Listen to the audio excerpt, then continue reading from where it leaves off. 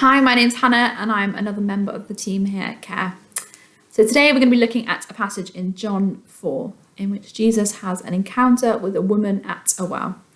And it's quite a familiar passage, but for those who are less familiar with it, we read that whilst waiting for his disciples at a well, a woman approached this well and Jesus asked her for a drink, and so sparks a conversation between the two of them. So John 4, and I encourage you to go and read it after this. So this encounter of Jesus is one of the longest that's recorded in John's Gospel. And more than that, it's the first time in the Gospel that Jesus himself reveals that he is the Messiah.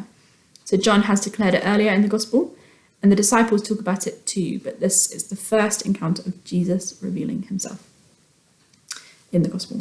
So, and it's for this reason that it's so striking who he's revealing himself to. So this woman, she represents really the lowest of the low. She's a female in a society where women are both demeaned and disregarded.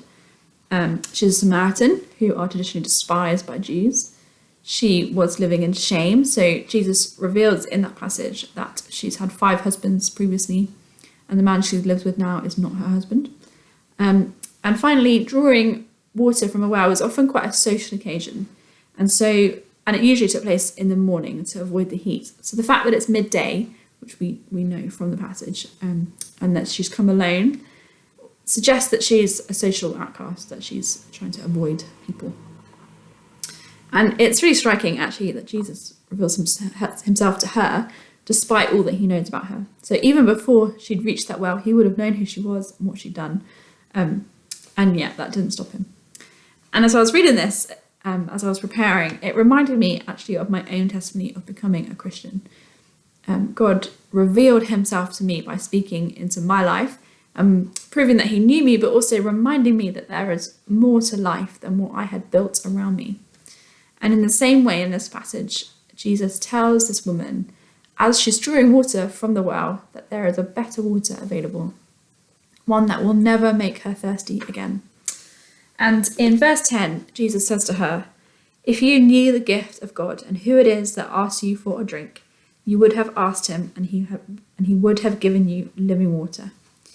And then Jesus goes on to explain that living water is like a spring of water welling up to eternal life, an eternal life with him. So the gift of knowing God freely available and never ending. And on a surface level, you might think that this lady doesn't seem worthy of that gift. She doesn't quite appear to meet the mark. And yet we see that Jesus is offering this to her regardless. And in return, all she has to do is accept it. And although Jesus' invitation in this passage is to this one woman, we can all know that invitation as well. And after the year we've all endured together, a year like never before, we need this living water more than ever. And regardless of how long you've been a Christian, or maybe you're not even a Christian just yet, we can know afresh today this living water in our lives, refreshing us when we are weary and renewing our strength. But how can we know that it's for each one of us? Well, because of what we understand about Jesus' life on earth. So when we look at his miraculous coming as a baby at Christmas, we see his desire to be in relationship with each one of us.